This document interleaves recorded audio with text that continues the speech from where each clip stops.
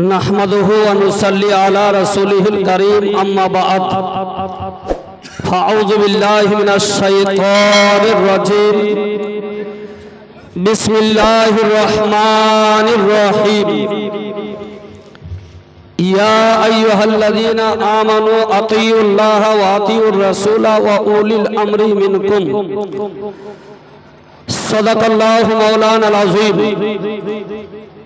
আলহামদুলিল্লাহ, যাবতীয় প্রশংসা ও হামদনাত সেই মহান করুণাময় আল্লাহ রাব্বুল আলামিনের জন্য, যিনি আমাদেরকে নবী পাক সাহেবে লাউলাদ সাল্লাল্লাহু তাআলা আলাইহি ওয়াসাল্লামের উম্মত করেছেন। সকলেই বলি আলহামদুলিল্লাহ। অতঃপর আকায়ে নামদার মাদানী তাজদার নবী মুহাম্মদুর রাসূলুল্লাহ সাল্লাল্লাহু তাআলা আলাইহি ওয়াসাল্লামের উপরে অগণিত দরুদ ও সালাম বর্ষিত হোক। সকলে উচ্চ স্বরে ভক্তি সহকারে বলি আল্লাহুম্মা আমিন। ব্রাদারনে ইসলাম, আমার আলোচ্য বিষয় হলো ইমাম মানব কেন, মাযহাব মানব কেন। এর সহজ উত্তর এই,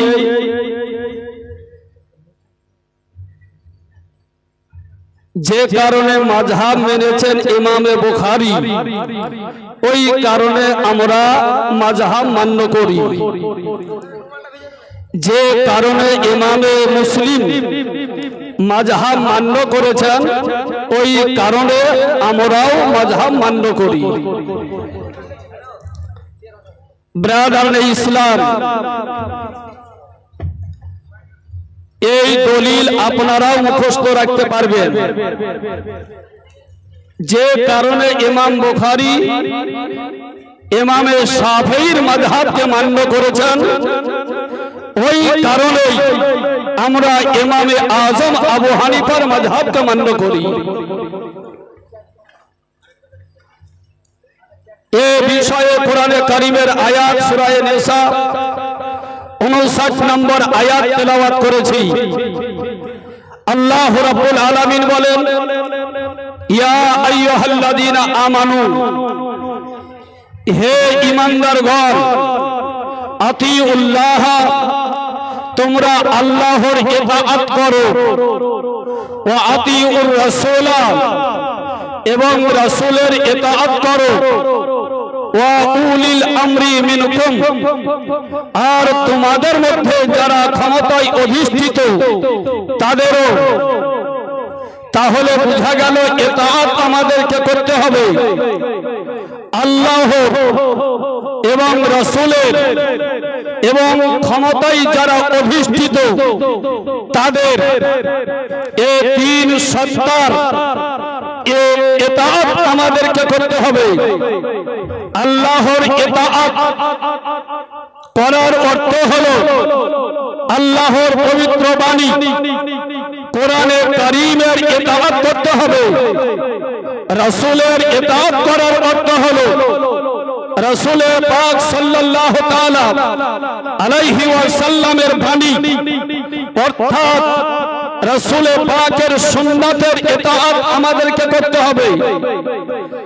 আর ক্ষমতায় অধিষ্ঠিত এর ইতাআত করতে হবে। ক্ষমতায় অধিষ্ঠিত এর অর্থ কি? যারা কোরআন এবং হাদিস থেকে মাসলা ইস্তেমবাদ করার ক্ষমতায় অধিষ্ঠিত তাদের ইতাআত করতে হবে। ব্রাদার ইসলাম, তাফসিরে বাগাবীতে এই আয়াতের ব্যাখ্যায়, উলিল আমরের ব্যাখ্যায়, অর্থাৎ ক্ষমতায় অধিষ্ঠিত তারা, এ সম্পর্কে আল্লামা বাগাবী রাহমাতুল্লাহ আলাইহি এবং আল্লামা খাজিম দুইজনই হলেন শাফিঈ মাযহাবের ব্যক্তি। তারা দুইজনই বলেছেন, হুমুল ফুকাহা ওয়াল উলামা, ক্ষমতায় অধিষ্ঠিত এর অর্থ হলো ফকিহ যারা, মুজতাহিদ যারা, তাদের ইতাআত করো। বিজ্ঞ আলিম যারা, তাদের ইতাআত করার কথা আল্লাহ রাব্বুল আলামিন ইরশাদ করেছেন। বোঝা গেল কোরআনের কারীমের আয়াতটাকে তাফসীরের মাধ্যমে আমরা বুঝতে পারলাম যারা ফকিহ যারা মুজতাহিদ তাদেরকে তাদের ইতাআত আমাদেরকে করতে হবে। ব্রাদানি ইসলাম এ দুনিয়াতে বহু মুজতাহিদ এসেছেন কিন্তু সকলেই মুজতাহিদে মুতলাক হননি। বিশেষভাবে মুজতাহিদে মুতলাক ইমামে আযম সিরাজুল উম্মাহ কাশিমুল উম্মাহ মালিকুল আযম্মা তিরমিজুস সাহাবা ইমামে আবু হানিফা রাদিয়াল্লাহু তাআলা আনহু ইমামে দারুল হিজরা ইমামে মালিক রাদিয়াল্লাহু তাআলা আনহু ইমামে শাফিঈ কুরাইশি মুত্তালাবি রাদিয়াল্লাহু তাআলা আনহু ইমামে আহমদ ইবনে হাম্বল রাদিয়াল্লাহু তাআলা আনহু এই চারজন বিশেষভাবে মুজতাহিদে মুতলাক হয়েছেন। ব্রাদানি ইসলাম এই মুজতাহিদে মুতলাক এই চার ইমামের পরে এই পৃথিবীতে যত ওলিয়ে কামেল এসেছেন সবাই এই চারের মধ্যে হতে কোন না কোন ইমামের মাযহাবকে মেনেছেন। যে কোন আলিমে হাক্কানি আলেমে রাব্বানি দুনিয়াতে এসেছেন এই চার ইমামের মধ্যে কোন না কোন ইমামের তারা মুকাল্লিদ ছিলেন। ইমামে বুখারীকে যদি লক্ষ্য করেন তিনি ছিলেন শাফিঈ মাযহাবের। ইমামে মুসলিমকে যদি দেখতে চান তাহলে আপনি দেখতে পাবেন ইমামে মুসলিম তিনি শাফিঈ মাযহাবের মুকাল্লিদ ছিলেন। কাউসার পাক কাউসার সম্মানী কুতুবে রব্বানী আব্দুল কাদের জিলানী ওয়া গিলানী রাদিয়াল্লাহু তাআলা আনহু হাম্বলী মাযহাবের আনসারী ছিলেন। রাজা হিন্দুস্তান খাজা গরিব নওয়াজ মঈনুল হক মঈনুদ্দিন আজবরী সঞ্জারি রাহমাতুল্লাহ আলাইহি তিনি একজন হানাফি ব্যক্তি ছিলেন। এই ভারতবর্ষের সরজমিনে যিনি কালা রাসূলুল্লাহ সাল্লাল্লাহু তাআলা আলাইহি ওয়াসাল্লাম এই বাণী সর্বপ্রথম আপনার পঠন পাঠন আরম্ভ করেছেন আব্দুল হক মুহাদ্দিস দেহলভী বুখারী রাহমাতুল্লাহ আলাইহি যার অবদান ছাড়া ভারতবর্ষের কোন আলিম নিজের সনদকে সম্পূর্ণ করতে সম্ভব হবে না। এই আব্দুল হক মুহাদ্দিস দেহলভী রাহমাতুল্লাহ আলাইহি একজন কট্টর হানাফি ব্যক্তি ছিলেন। ব্রাদানি ইসলাম ইমামে বুখারী রাহমাতুল্লাহ আলাইহি তিনি শাফিঈ ছিলেন।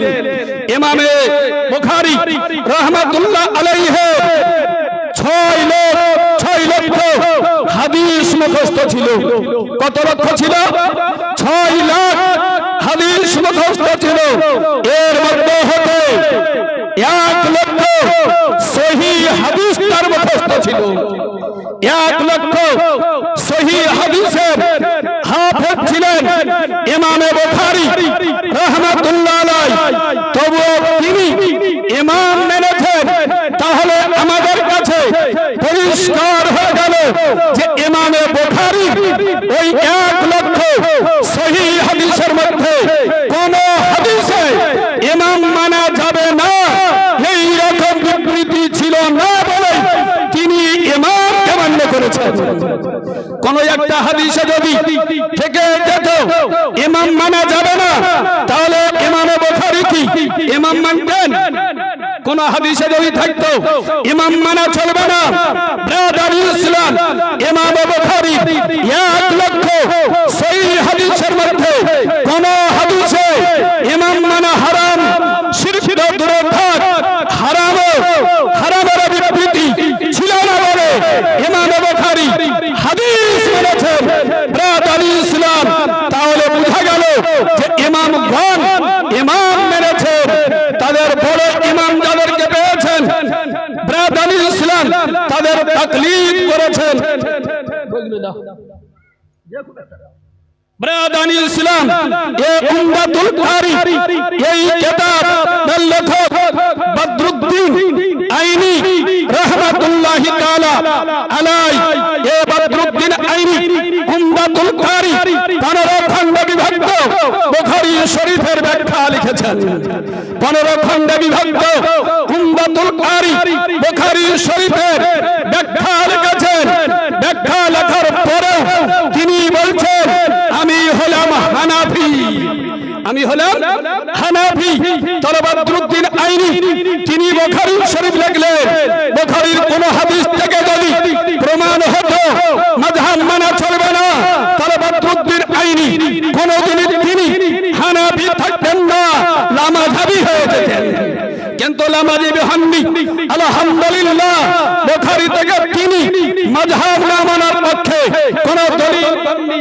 ব্রাদানি ইসলাম এই কিতাবের লেখক ইবনে হাজার আসকালানী রাহমাতুল্লাহ আলাইহি ফাতহুল বারী 16 খণ্ড বিভক্ত বুখারী শরীফের ব্যাখ্যা গ্রন্থ, অরিজিনাল আরবিতে লেখা, জাবার জের আপনি খুঁজে পাবেন না ব্যাখ্যায়। এই ফাতহুল বারী 16 খণ্ড বিভক্ত আরবিতে লেখা ব্রাদানি ইসলাম ইবনে হাজার আসকালানী বুখারী শরীফের কেবল তরজমা নয় ব্যাখ্যা লিখেছেন ব্রাদানি ইসলাম। তবুও তিনি বলছেন আমি শাফিঈ মাযহাবের মুকাল্লিদ। তাহলে বোঝা গেল ইনার নজরে বুখারী শরীফে একটাও হাদিস এই রকম নয় যে মাযহাব মানা চলবে না। ব্রাদানি ইসলাম আজ কিছু মানুষ বুখারী শরীফের তরজমা নিজে করতে পারে না। ওই গুগলে যে তরজমা করা আছে, অ্যাপসে যে তরজমা করা আছে, এই অ্যাপসের মাধ্যমে তরজমা পড়ে সে বলছে আমি কোন মাযহাব মানি না। ব্রাদানি ইসলাম অতএব আপনাদের নিকটে আবেদন, যে মাযহাবের উপরে এতদিন আছেন ওই মাযহাবের উপরে অটল থাকার চেষ্টা করেন। ব্রাদানি ইসলাম আল্লাহ জানো আমাদেরকে হানাফি সুন্নি হানাফি হিসাবে কবুল করেন। এই অবস্থাতেই যেন ইন্তিকাল হয়, সুন্নি হানাফি হয়ে যেন খাটলিতে উঠতে পারি, সুন্নি হানাফি হয়ে যেন কবরে যেতে পারি, সুন্নি হানাফি হয়ে হাশরের ময়দানে ইমামে আযমের পেছন পেছন যেন জান্নাতে যেতে পারি। এই আশা আকাঙ্ক্ষা রেখে বক্তব্যের সমাপ্তি ঘোষণা করছি। আসসালামু আলাইকুম।